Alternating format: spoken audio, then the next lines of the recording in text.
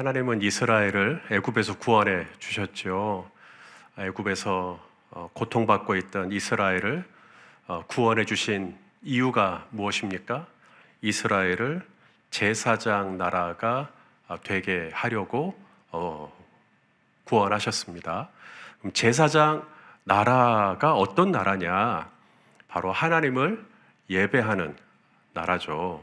그래서 하나님을 예배할 줄 아는 민족, 하나님을 예배할 줄 아는 나라. 저와 여러분을 구원해 주시고 하나님의 자녀 삼아 주신 이유도 우리를 통해서 하나님은 예배를 받으시기를 원하셔서 우리를 하나님의 자녀 삼아 주신 것을 여러분 믿으십니까? 그게 우리를 구원해 주신 이유예요. 오늘도 주님은 우리의 예배를 받으시기를 너무 원하십니다. 이 3일밤 예배에 이렇게 모여서 하나님의 백성들이, 하나님의 자녀들이 이렇게 모여서 함께 하나님을 예배할 때 우리 하나님 영광 받아 주시는 것이죠. 너무 좋아하시는 것입니다. 그러면 하나님을 예배한다는 것이 뭐냐라고 하는 것이죠. 하나님을 예배한다는 것이 찬송가 몇 장 부르고 기도 조금 하고 이것이 하나님을 예배하는 것인가? 제가 군에 갔더니 실로암을 교회 안달에도 다 부르시던데요. 그러니까 어두운 밤에, 캄캄한 밤에 새벽을 찾아 떠난다 그래서 오 주여 당신께 막 이게 군가예요. 군가. 군가. 그게 찬송이냐, 그게 예배냐라고 할 때는 물론 하나님이 영광을 받으시겠지만 그게 정확하게 예배냐라고 할 때는 약간 의문이 든단 말이죠. 예배라는 게 뭐냐면 찬송가 몇 장 부르고 기도 몇 소절 하고 성경 몇 구절 암송하고 이런 게 아니라 예배는 인격적인 거예요. 예배는 하나님이 찾으시는 예배자는 뭣과 뭐로? 영과 진리예요. 영과 진리로 예배하는 자거든요. 영으로 하나님을 예배하는 것. 어떤 종교적인 형식이 아니란 말입니다. 영으로 하나님을 예배하는 것. 그리고 진리는 예수 그리스도죠. 내가 곧 길이요, 진리요, 생명이라 그랬으니까. 그래서 예배란 바로 이 진리이신 예수 그리스도를 영으로, 인격적으로 그 예수님과 함께 동행하는 것. 이것이 예배의 참된 본질이거든요. 사마리아 여인이 사마리아에서도 예배하지 못한다, 예배하면 안 된다, 유대인들이 그러고, 그래서 예수님이 이 산에서도 말고 예루살렘에서도 말고 하나님이 찾으시는 것은 장소가 아니라 예배하는 사람이라고 말씀하셨단 말이죠. 그래서 예배라는 것이 정말 뭐냐?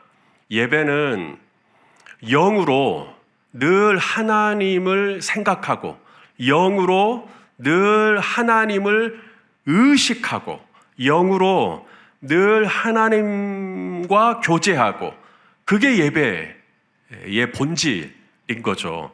그 예를 저는 요셉에게서 찾아볼 수 있을 것 같아요. 요셉이 날마다 유혹을 받았죠. 보디발의 아내로부터.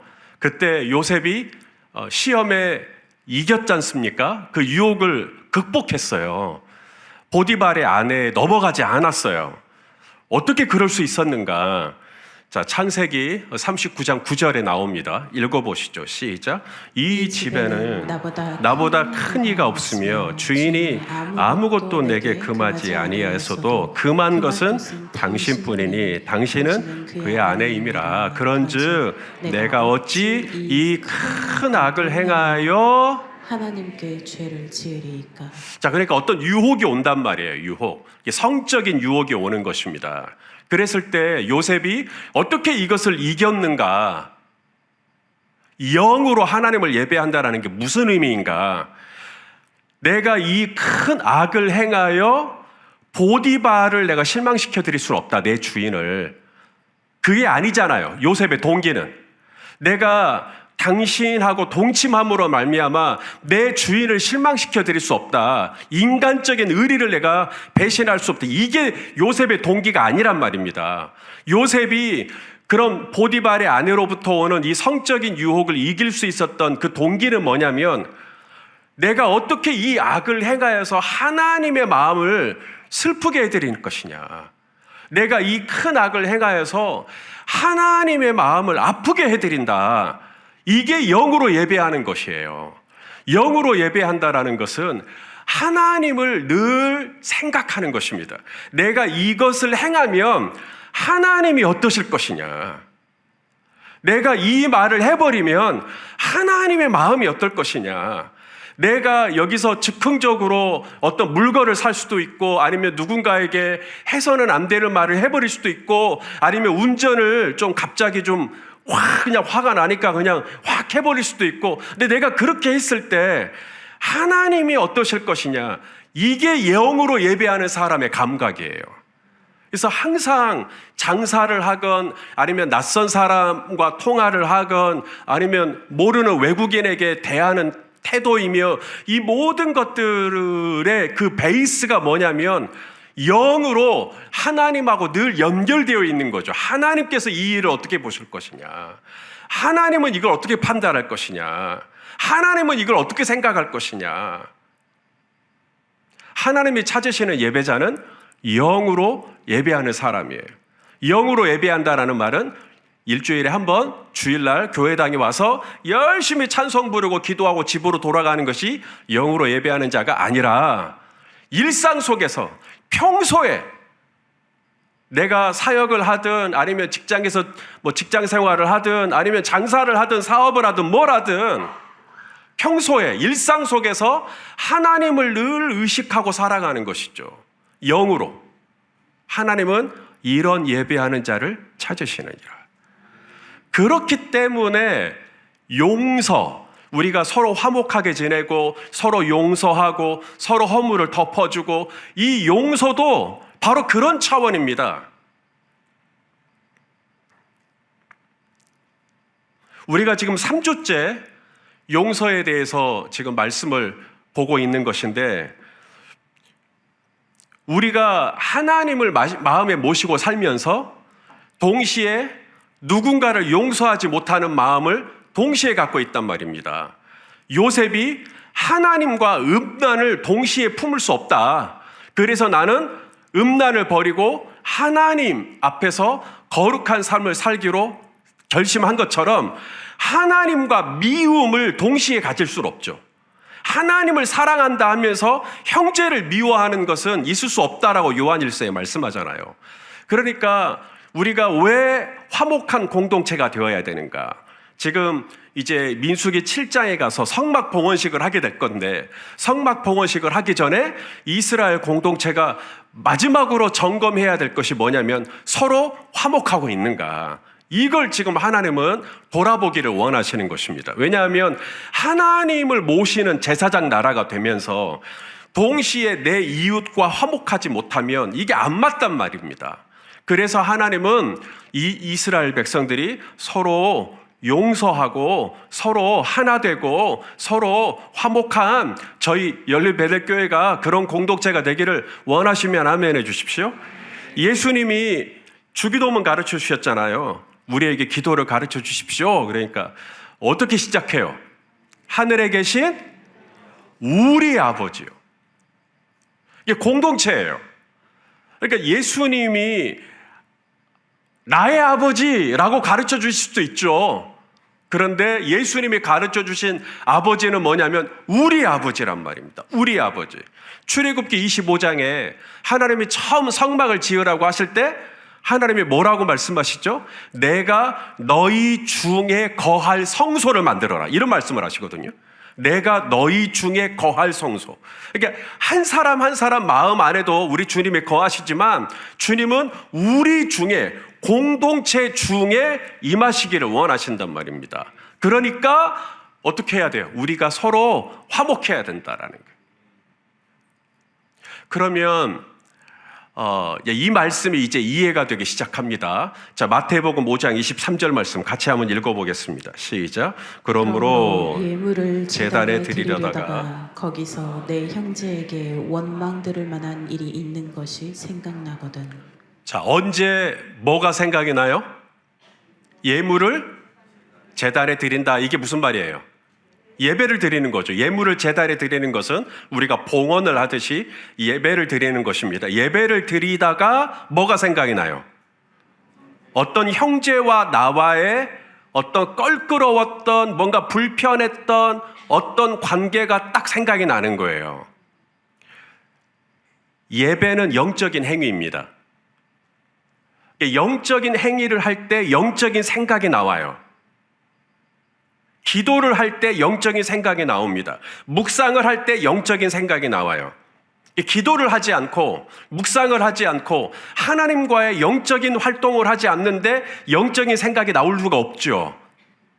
육을 심은 자는 육의 것을 거둘 것이고 영을 심는 자는 성령을 위하여 거두게 되는 것처럼 예물을 제단에 드리는 것은 예배예요. 예배를 드리려고 하다 보니까 영적인 활동을 하다 보니까 뭐가 탁 떠올라요. 내가 그분한테 그렇게 말하면 안 되는데, 내가 오늘 아내한테 그렇게 말하면 안 되는 건데. 그러니까 일상을 그냥 그대로 살았으면 전혀 생각하지 않았을, 아무런 감각 없이 그냥 살았을. 그런데 영적인 활동을 하다 보니까 그게 딱 떠오르는 것이죠.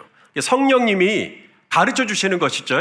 내 안에 계신 성령님이 어떤 분이세요? 요한복음 16장 8절 읽어보겠습니다. 시작.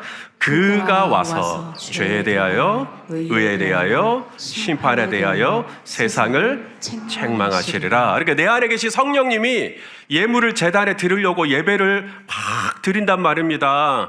주의 순의 산 소망 막 찬양을 한단 말입니다. 근데 찬양을 하다가 번뜩 어떤 생각이 탁 떠오르는 것이죠. 그리고 내가 그때 그 집사님한테 내가 왜 그랬을까? 그래 오늘 아침에 집 권사님이 나한테 뭐라 했는데 내가 거기에 대해서 내가 너무 그렇게 좀 심하게 반응했네. 막 이런 것들이 막 생각이 막 나는 것이죠. 책망하시리라. 성령님이 그 죄에 대해서. 여러분, 우리는 다 이제 어른이 돼가지고 누가 나를 책망하는 사람이 별로 없어요. 물론 남편분들은 아내분들한테 많이 책망을 받는다고 하던데, 박건능 집사님은 책망 별로 안 받으시죠? 저는 딸한테도 책망을 받아요. 그런데 제 아내가 저를 책망할 수 있어요. 왜 당신 늦었어요? 왜 당신 그때 그랬어요? 저를 책망할 수 있어요. 제 딸이 또 저를 책망할 수 있어요. 아빠 왜 그랬어요? 뭐 이러면서. 그런데 내 은밀한 죄를 책망할까요? 내 아내 그 은밀한 죄를 책망하는 것은 내 아내도 모르고 내 딸도 몰라요. 성령님만 알아요. 그런데 예물을 제단에 드리다 보면 하나님께 찬양하고 하나님께 기도하고 하나님 말씀 막 읽으면서 묵상하고 하다 보면 그게 딱 떠올라요. 그 영적인 것이 은밀하게 있었던 그 죄가 확 떠오릅니다. 성령님이 그걸 딱 가르쳐 주셔요. 그랬을 때 이제 어떻게 해야 되는가? 그분에게 용서를 구하라는 거예요. 그 대상에게 가서 내가 잘못했다고 시인하고 인정하고 그리고 용서를 구하라는 것입니다. 자, 24절 읽어보죠. 시작. 예물을 제단 앞에 두고 먼저 가서 형제와 화목하고 그 후에 와서 예물을 드리라. 우리가 어떻게 하나님이 우리 중에 거하기를 원하시는데, 제사장 나라, 예배하는 나라. 그래서 영으로 우리가 하나님하고 예배하고, 영으로 소통하고, 영으로 기도하고, 영으로 찬송하고, 영으로 우리 하나님을 늘 모시고 살아가고, 그래서 내가 이 큰 악을 행하여 어찌 하나님의 마음을 아프게 해드릴 수 있냐고, 이렇게 살아가는 예배하는 인생이 되기를 원하시는데, 그러려면 우리가 서로 화목해야 되는데 어떻게 우리가 서로 화목할 수 있느냐라고 할 때 성령님이 깨닫게 해주신단 말이에요. 죄에 대하여, 의에 대하여, 심판에 대해서 깨닫게 해주셔요. 형제에게 원망 들을 만한 일을 생각나게 해주세요. 그랬을 때 생각나니까 나 그때 미안했다 하는 것으로 끝나는 것이 아니라 성경은 분명히 말합니다. 가서 예물을 제단 앞에 두고 가서 형제에게 미안하다고 말을 해라. 그러니까 우리가 서로 화목하려면 첫째가 뭐냐면 내 죄, 내가 지은 잘못, 내가 한 잘못에 대한 인식이 먼저 돼야 돼요. 우리가 왜 서로 용서를 구하지 않냐면 눈이 열리지 않았기 때문에 그래요. 내가 그렇게 말했구나. 내가 그렇게 행동했구나. 내가 그렇게 아프게 했구나. 이 눈이 열리질 않았어요. 그러니까 화목을 못하는 거예요. 그런데 이 눈이 열리면 성령님이 책망해 주시니까 그러지 마라. 왜 그랬냐? 성령님이 가르쳐 주시니까 그러면 가서 용서를 구하라는 거예요. 그리고 용서를 구하고 내가 만약에 배상할 거 있으면 배상하고 책임질 거 있으면 책임지고 그렇게 해서 화목을 이루어야 하나님이 이스라엘 중에 성막에 거하시는 것처럼 우리 교회에 우리 주님이 기쁨으로 거하는 은혜가 있게 되는 줄로 믿습니다. 자, 민수기 5장 6절 7절입니다. 같이 읽겠습니다. 시작. 이스라엘 자손에게 이르라. 남자나 여자나 사람들이 범하는 죄를 범하여 여호와께 거역함으로 죄를 지으면 그 지은 죄를 자복하고 그 죄값을 온전히 갚되 5분의 1을 더하여 그가 죄를 지었던 그 사람에게 돌려줄 것이요. 죄를 자복하라. 자복하려면 어떻게 해야 돼요? 죄를 시인하고 인정해야 돼요. 시인하고 인정하려면 어떻게 해야 돼요? 죄가 깨달아져야 돼요. 내 죄가 안 보이는데 내 죄를 시인할 수가 없죠. 내 죄를 시인하지 않는데 내 죄를 자복할 수가 없어요. 내 죄를 자복하지 않는데 여전히 그 형제는 나를 원망하고 있어요. 나는 몰라요, 그걸. 그러니 관계가 안 되죠. 하나님은 우리 가운데 거하기를 원하는데 한쪽은 부글부글 끓고 있는데 이쪽은 전혀 모르고 지금 이쪽이 얼마나 큰 상처를 입었는지 이쪽은 전혀 모르고 살아가고 있고 하나님이 그 자리에 있는 게 바늘방석이 되는 거예요. 죄를 자복하는 것, 그거 엄청난 용기예요. 미안해요, 여보. 사랑하는 딸아, 미안하다. 그거 엄청난 용기예요. 근데 성경은 자복하고 그 다음에 책임질 것 있으면 책임지고 그렇게 화목을 추구해야 한다. 근데 사실 잘못한 것에 대해서 책임을 지는 것은 하나님을 믿지 않는 사람들도 그렇게 합니다. 어느 기업이 고객 정보를 유출했어요, 최근에. 그리고 거기에 배상을 하는 것이죠. 또 어느 정부의 주요 요직에 있는 분이 어떤 문제가 드러나 버렸어요. 그러자 그분이 바로 다음날 자신의 직을 내려놓죠. 책임을 지는 것입니다. 그러니까 안 믿는 사람들도 일반 도덕심을 가지고 있는 분들도 본인이 잘못한 것에 대해서 책임을 지려는 마음이 있는데 하물며 하나님을 아빠 아버지라 부르는 우리 크리스찬들은 더더욱이나 말과 혀로만 미안하다는 것이 아니라 정말 책임을 다하는 마음으로 책임을 지겠다는 마음으로 미안하다라고 사과를 할 줄 알고 화목을 도모해야 한다라는 것입니다. 보물이 있는 곳에 뭐가 있어요? 마음이 있어요. 마음이 있는 곳에 보물이 있지 않아요. 보물이 있는 곳에 마음이 있어요. 보물은 마음이에요. 우리가 슬픔을 당한 사람에게 내 보물의 일부를 줘요. 우리가 기쁜 일 있는 분에게 우리가 축의금을 또 줘요. 보물은 마음이에요. 마음은 보물이 아니에요. 그래서 우리가 이 5분의 1, 내가 이 보물을 나눈다라고 하는 것은 내가 정말 내가 책임을 다하겠다, 내가 정말 미안하다라고 하는 나의 마음을 적극적으로 드러내는 하나의 수단이 될 수가 있죠. 근데 여기서 이제 우리가 궁금한 게 하나 생겨요. 뭐가 궁금하냐면 내가 그렇게 자복해요. 권사님, 집사님, 제가 잘못했어요 라고 고백했어요. 뭘 잘못했는데요? 제가 이렇게 했네요. 제가 이런 부분을 잘못했네요 라고 이렇게 용서를 구해요. 그런데 상대방이 그것을 받아주면 아무런 문제가 없어요. 받아주길 원하죠. 그런데 상대방이 안 받아줄 때 있나요, 없나요? 예? 있을 수 있죠. 상대방이 여전히 마음이 안 좋은 거예요. 그래서 나는 용서를 구하는데 상대방이 안 받아주면 그럼 어떻게 해야 되느냐? 5분의 1이 아니라 5분의 2를 줘야 되냐? 자, 세 가지를 말씀드립니다. 첫째는 내가 할 몫과 상대방이 할 몫을 구분하라는 것입니다. 내가 할 몫은 뭐죠? 미안하다고 사과하는 것입니다. 그건 내가 할 몫이죠. 그리고 그것을 용서할지 말지는 그분 몫이에요. 내가 할 몫은 다 하는 거예요. 내가 용서를 구했고 내가 사과했으면 받아줘야지 이럴 수는 없어요. 그래서 두 번째가 뭐냐면 기다려 주셔야 됩니다.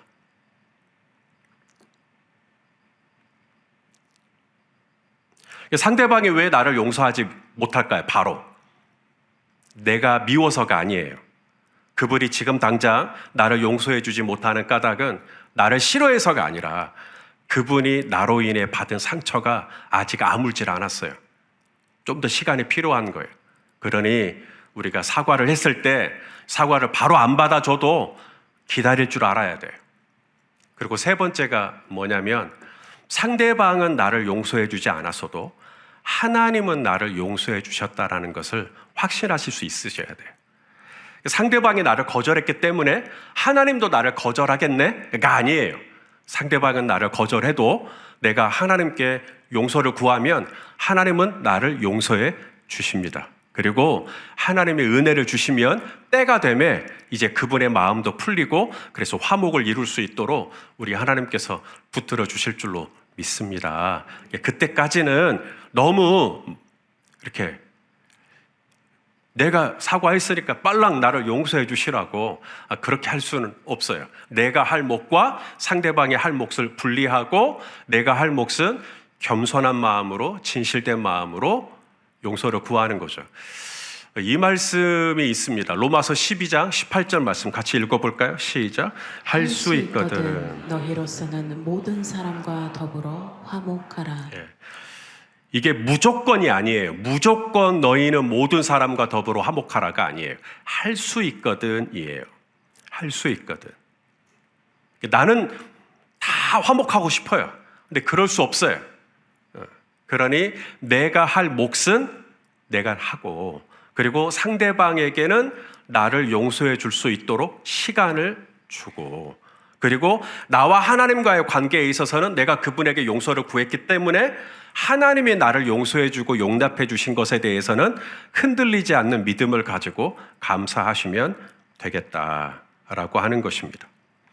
자, 또 하나의 경우가 있어요. 내가 이제 누군가에게 사과를 하고 싶어요. 원망 들을 만한 일이 생각이 났어요.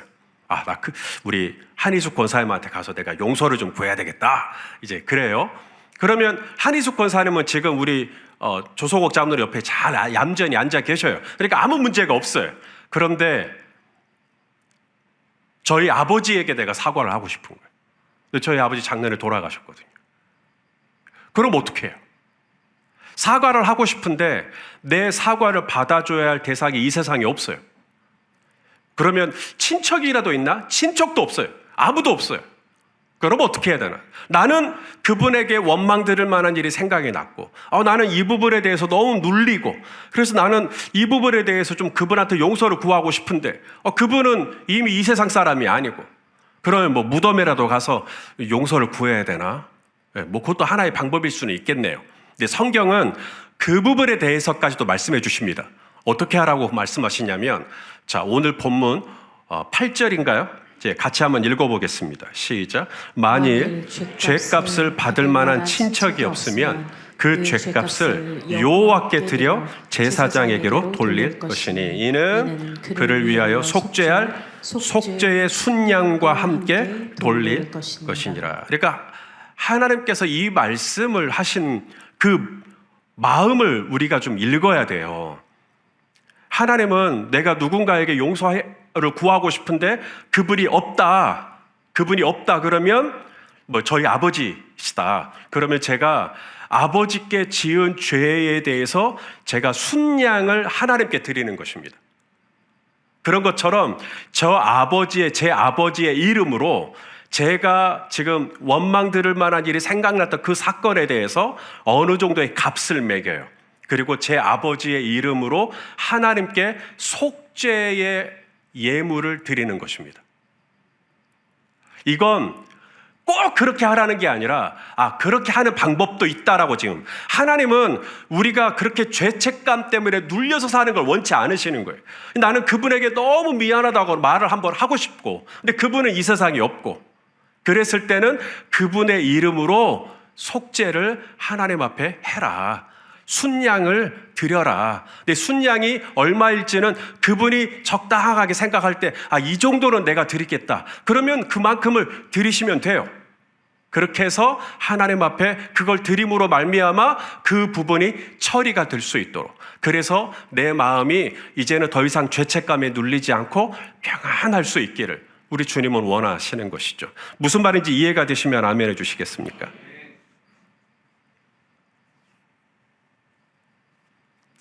높아심에 하나 더 말씀을 좀 드릴게요. 우리가 원망 들을 만한 일이 생각이 나서 내가 박세일 집사님한테 그렇게 말하면 안 되는 거였는데 박세일 집사님한테 내가 꼭 사과를 좀 해야 되겠다. 그래서 이제 제가 박세일 집사님 만났단 말입니다. 그러면 저도 알고 박세일 집사님이 아는 그 서운한 부분 그 부분에 대해서 제가 얘기를 해야겠죠. 그런데 우리가 어떤 실수를 하냐면 박세일 집사님이 굳이 알지 않아도 될 것을 제가 이야기를 해요.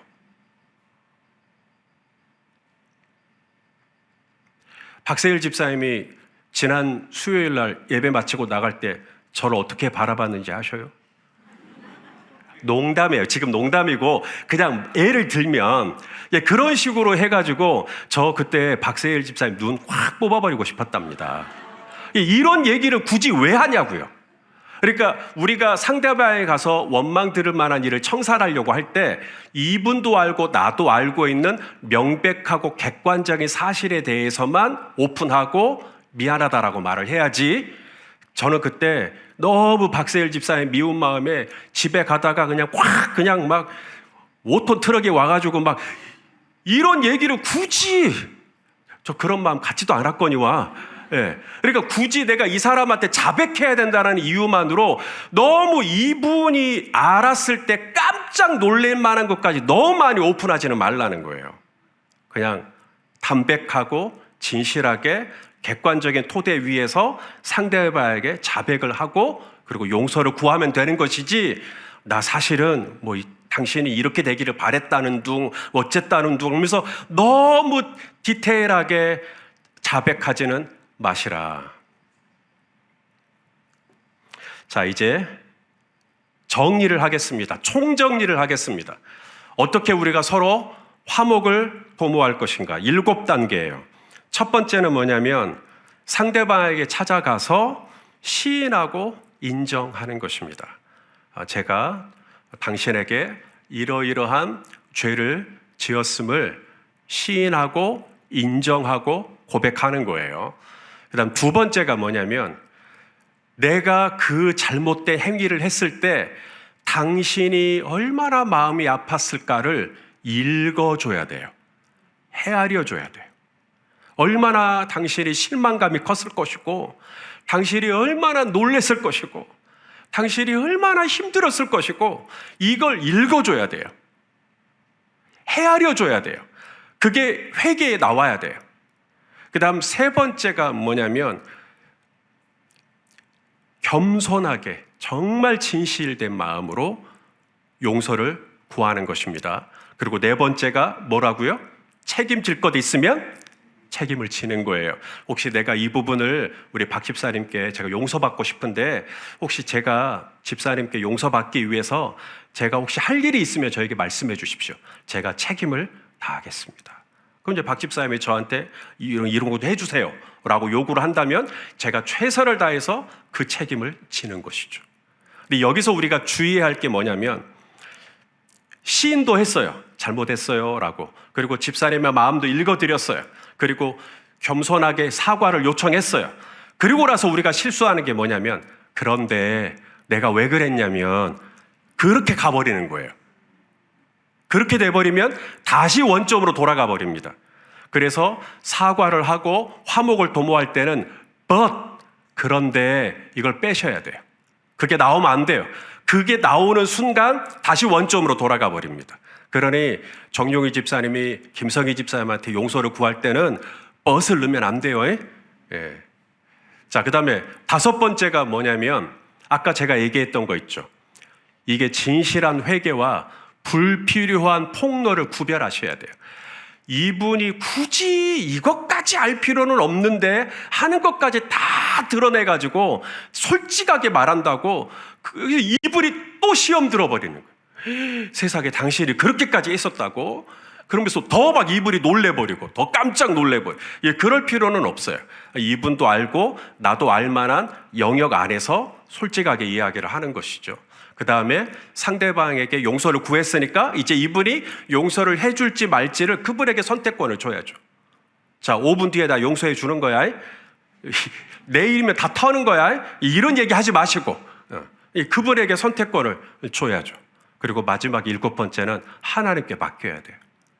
하나님, 제가 이렇게까지 그분에게 나의 마음을 오픈할 수 있도록 인도해 주신 거 너무 감사하고, 그 형제님이, 그 자매님이 이제는 그 다친 마음을 주님 아물게 해주시고, 그래서 나와 관계가 화목할 수 있도록 우리 주님 도와주십시오 라고 기도하고 끝내는 것입니다.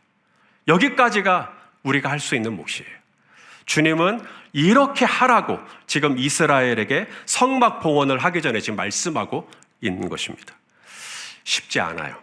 왜 쉽지 않을까요? 이게 자존심이 쉽지가 않고요. 2번째는 합리화예요. 내가 왜 이런 잘못을 저질렀는지에 대한 합리화가 내 안에 확 올라와요. 내가 그분한테 그렇게 말할 수 있는 거지 뭐. 나는 그렇게 해도 되는 거잖아. 나는 이런 생각이 드니까 그분한테 잘못한 것에 대해서 미안한 마음이 확 줄어버리는 거죠. 그러면 그분의 마음을 읽어줄 수가 없는 거예요.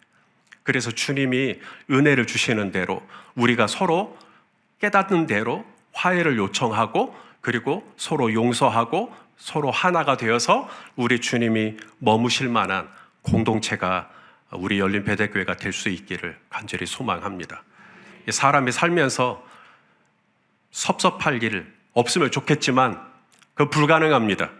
예수님이 뭐라 그랬냐면, 누가복음 17장 1절에 예수께서 제자들에게 이르시되 따라서 합시다. 실족하게 하는 것이 없을 수는 없으나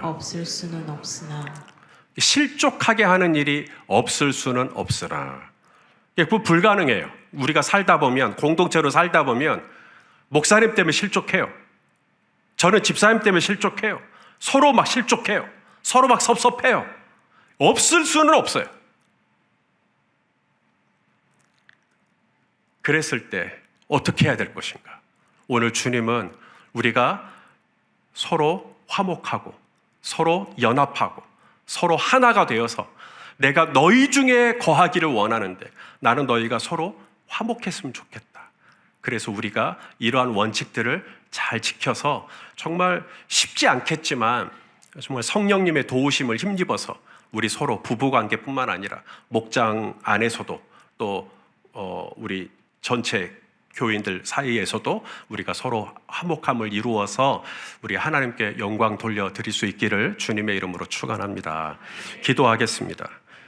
하나님 아버지, 우리에게 어떻게 화목을 추구할 것인지 말씀해 주신 것을 감사합니다. 하나님, 우리는 많이 부족해서 우리가 너무 연약해서 우리가 서로 화목하는 방법을 또 모르고 또 그렇게 지나칠 때도 얼마나 많은지 모르겠습니다. 주님, 우리에게 지혜를 주시고 또한 성령님 감동하여 주셔서 우리가 먼저 손을 내밀게 하시고 화해를 요청하게 하시고 또 마음이 열려서 또 용서하고 덮어주고 하나 되는 아름다운 연합을 이룰 수 있도록 하나님 이 공동체 위에 은혜를 내려 주시옵소서.